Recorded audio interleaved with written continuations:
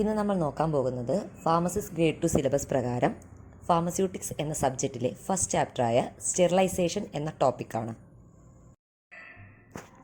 What you mean by sterilization? Sterilization means absolute removal or destruction of micro organism including bacteria spores. ഒന്നല്ലെങ്കിൽ micro organism remove ചെയ്യുക അല്ലെങ്കിൽ destruct ചെയ്യുക. Sterilization mainly carried out ചെയ്യുന്നത് autoclaving ടെക്നിക്കാണ്. Autoclaving ടെക്നിക്കിൽ നമുക്ക് temperature അറിഞ്ഞിരിക്കണം. 121 degree Celsius for 50 minutes under the pressure 15 IB/in². Next term sterility. Sterility means absence of living micro organism. അതായത് ലിവിങ് മൈക്രോ ഓർഗാനിസം ഇല്ലാത്തൊരു കണ്ടീഷൻ, അതിനാണ് നമ്മൾ എന്ത് പറയുന്നത്? Sterility. Sterility means absence of living micro organism. Next അറിഞ്ഞിരിക്കുന്ന ടോപ്പിക്കാണ് disinfection. What you mean by disinfection? Disinfection means destruction or removal of micro organism but not spores. നമ്മൾ സ്റ്റെറിലൈസേഷൻ്റെ കേസിൽ പറഞ്ഞിട്ടുണ്ടായിരുന്നത് destruction or removal of micro organism including bacteria spores എന്നാണെങ്കിൽ ഇവിടെ disinfection means destruction or removal of micro organism but not bacteria spores. Disinfection ചെയ്യുമ്പോൾ നമുക്ക് bacteria spores ഒഴികെയുള്ള micro ഓർഗാനിസത്തിൻ്റെ distract ചെയ്യുക, ഒന്നില്ലെങ്കിൽ റിമൂവൽ ഓഫ് മൈക്രോ ഓർഗാനിസം എന്ത് പറയുന്നത്? ഡിസിൻഫെക്ഷൻ. നമ്മൾ ലൈസോളൊക്കെ ആ കാറ്റഗറിയിൽ വരുന്നതാണ്. Next term antiseptic. Antiseptics are the chemicals that are used to kill microorganism on the surface of the skin or mucous membrane. Okay, അപ്പോൾ മൈക്രോ ഓർഗാനിസം റിമൂവ് ചെയ്യുന്നുണ്ട്, പക്ഷേ അത് നമ്മുടെ സ്കിന്നിനൊന്നും ഹാർംഫുൾ അല്ലാത്തൊരു കണ്ടീഷനാണ് നമ്മൾ എന്ത് പറയുന്നത്? ആൻറ്റിസെപ്റ്റിക് എന്ന് പറയുന്നത്. ഇതിന് example 70% alcohol. Next method of sterilization. The sterilization mainly carried out PCM, physical, chemical, mechanical. ഏതാണ്? Physical method of sterilization, chemical sterilization and finally mechanical sterilization. The physical sterilization again classified into sunlight, drying, dry heat sterilization, moist heat sterilization and radiation. സ്ഥിരമായി PSC ചോദിക്കുന്ന ഒരു ഏരിയയാണ് dry heat sterilization, moist heat sterilization, അതുപോലെ തന്നെ radiation topics. Next chemical sterilization. The chemical sterilization again divided into liquids, gaseous, അതുപോലെ തന്നെ heating with bactericide. Next mechanical sterilization, that's also called as filtration. ഏതൊക്കെ ഫിൽട്രേഷനാണ് നമ്മൾ യൂസ് ചെയ്യുന്നത്? Sintered glass filter, membrane filter, ceramic filter, Seitz filter അല്ലെങ്കിൽ asbestos filter. ഇത് just ഒരു overview മാത്രമാണ് തന്നിട്ടുള്ളത്. ഇതിൽ ഓരോ ടോപ്പിക്സും നമുക്ക് ക്ലിയർ ആയിട്ട് പഠിച്ചു പോകണം, കാരണം ഇതൊന്ന് ഓരോന്നും എടുത്ത് ചോദിക്കാറുണ്ട് PSCക്ക്. ഓക്കെ, അപ്പോൾ നമുക്ക് നെക്സ്റ്റിലോട്ട് കടക്കാം. In physical sterilization, first one sunlight. It is responsible spontaneous sterilization in natural conditions. Okay, next germicidal effect due to its content of UV rays. UV rays കാരണം തന്നെ ഇതിന് എന്തൊരു ആക്ഷൻ കൂടി തരുന്നുണ്ട്? Germicidal effect, active germicidal effect ആണ് sunlight produce ചെയ്യുന്നത്. The killing germs. Germicide means the kill germs. ജേംസിനെ kill ചെയ്യുക, ദാറ്റ് മീൻസ് മൈക്രോ ഓർഗാനിസിനെ കില്ല് ചെയ്യുന്ന ഒരു പർപ്പസ് സൺലൈറ്റ് പ്രൊഡ്യൂസ് ചെയ്യുന്നുണ്ട്. Okay, next one drying. It's not satisfactory method of sterilization. Next dry heat sterilization. Dry heat sterilization mechanism action, oxidative damage of bacterial cells. Bacterial സെൽസിൻ്റെ oxidative damage ആണ് ഇവിടെ dry heat sterilization പറയുന്നത്.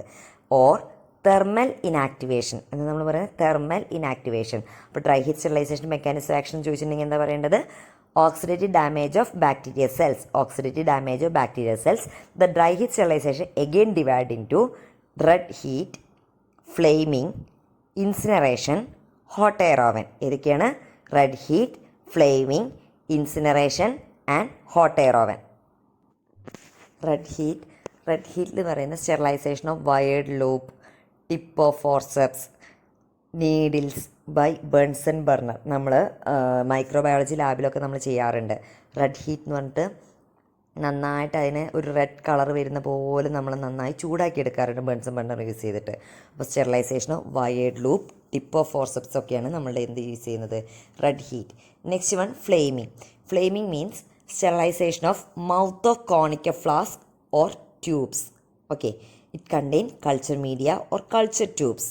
Okay, അപ്പോൾ flaming എന്ന് പറയുന്നത് microbiology നമ്മൾ സാധാരണ കോണിക്ക ഫ്ലാസ്കിൽ culture media ഉണ്ടെന്നുണ്ടെങ്കിൽ അവിടെ എല്ലാം മൈക്രോ ഓർഗാനിസം ഇരിക്കുന്നുണ്ടെങ്കിൽ ജസ്റ്റ് ഒന്ന് സ്റ്റെറിലൈസ് ചെയ്യാൻ വേണ്ടി എന്ത് ചെയ്യും, കോണിക്ക ഫ്ലാസ്കിൻ്റെ മൗത്ത് നമ്മൾ ഈ ഹീറ്റിൽ വെച്ചിട്ടൊന്ന് ജസ്റ്റ് ഒന്ന് ചൂടാക്കി എടുക്കും.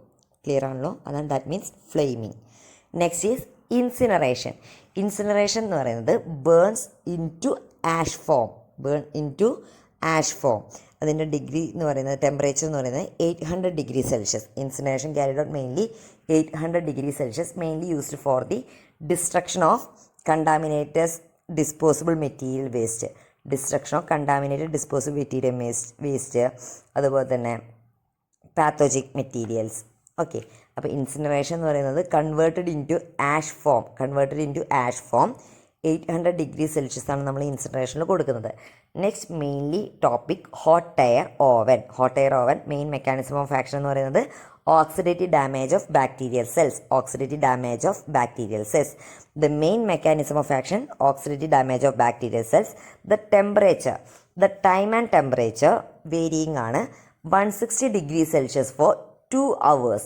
160 degree Celsius for 2 hours or 170 degree Celsius for 1 hour. 160 degree Celsius for 2 hours, 170 degree Celsius for 1 hour or 180 degree Celsius for 30 minutes. 180 degree Celsius എത്ര പറയുന്നത് 30 minutes. ഇതാണ് നമ്മുടെ temperature condition. Hot air oven temperature condition ആണ് 160 degree Celsius for 2 hours, 170 degree Celsius for 1 hour, 180 degree Celsius for 30 minutes. Dry heat sterilization is not used in the case of aqueous solution. aqueous solution നമ്മൾ use ചെയ്യാറില്ല. എന്തുകൊണ്ടാണ്? Container open ചെയ്തിട്ടാണ് നമ്മൾ ഓവനിൽ വെക്കുന്നതെന്നുണ്ടെങ്കിൽ അത് chance to evaporate ചെയ്യാനുള്ള chance കൂടുതലാണ്. അതുപോലെ തന്നെ ക്ലോസ് ചെയ്തിട്ടാണ്, aqueous solution ക്ലോസ്ഡ് കണ്ടെയ്നറിലാണ് കീപ്പ് ചെയ്യുന്നതെന്നുണ്ടെങ്കിൽ അവിടെ ബേസ്റ്റ് ചെയ്യാനുള്ള ചാൻസ് കൂടുതലാണ്. പ്രഷർ ഇൻക്രീസ് ചെയ്ത് ബേസ്റ്റിംഗ് പ്രോപ്പർട്ടി ഉണ്ടാകാനുള്ള ചാൻസ് കൂടുതലാണ്. ഓക്കെ, അപ്പോൾ dry heat sterilisation not used in the case of aqueous solution. Next, surgical dressing, cotton or cellulose material turned to ash form. Okay, next is powder that cannot withstand high temperature, not sterilized by heat method. Okay, അപ്പോൾ നമ്മൾ dry heat sterilizer use ചെയ്യാത്തുള്ള ഏതൊക്കെയാണ്? aqueous solution, surgical dressings and powders. ഇനി എവിടേക്കാണ് ഇതിൻ്റെ uses? Mainly used in glass wares, mortar, pestle, petri dish, beaker, pipette, glass syringe. Sterilization of glass wares അതിൽ വരുന്നതാണ് mortar, pestle, petri dish, beaker, pipette, glass syringe. Injections like fixed oil, castor oil and arachis oil, lanolin, glycerol, zinc oxide ഇതിലൊക്കെയാണ് നമ്മൾ sterilization use ചെയ്യുന്നത്. Dry heat sterilization less effective than moist heat sterilization because it require longer time and high temperature.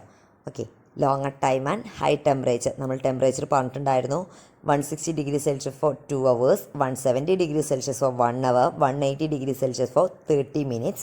Use ചെയ്യാത്ത dry heat sterilisation not used in aqueous solution, surgical dressings and powders. Next, moist heat sterilization. The main mechanism of action, coagulation and denaturation of proteins. They divide into 3 types: above 100 degrees Celsius, at 100 degrees Celsius and below 100 degrees Celsius. In first one, above 100 degrees Celsius, autoclave at 100 degrees Celsiusലാണ് വരുന്നത്. Boiling and tyndallization. Above 100 degree Celsius autoclave, at 100 degree Celsius boiling and tinderization, below 100 degree Celsius pasteurization and inspissation.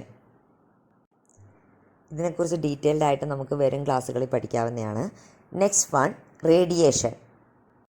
The main mechanism of action radiation, destruction or disorganization of enzymes and DNA. Destruction or disorganization of enzymes and DNA. They again divided into 2 types: ionizing and non-ionizing. Ionizing radiation, also called as cold sterilization. കഴിഞ്ഞ DME DHS എക്സാമിന് ചോദിച്ചിട്ടുള്ള question ആയിരുന്നു. Ionizing radiation is also called as എന്താണ്? Cold sterilization. Ionizing radiation is also called as cold sterilization. Examples എന്ന് പറയുന്നത് gamma and alpha rays. Gamma and alpha rays. It non-ionizing radiation, hot sterilization, they're opposite. Non-ionizing radiation ആണെന്നുണ്ടെങ്കിൽ hot sterilization, ionizing cold sterilization. IC, ionizing C, cold sterilization, ionizing cold sterilization. Non-ionizing NIH. NIH means NIH, non-ionizing hot. Non-ionizing hot, NIH. Non ionising hot sterilisation. അതിൽ വരുന്ന ഏതൊക്കെയാണ്? UV and IR. Detail ആയിട്ടുള്ള ക്ലാസ്സുകൾ next വീഡിയോയിൽ ഉണ്ടായിരിക്കുന്നതാണ്. Okay, thank you.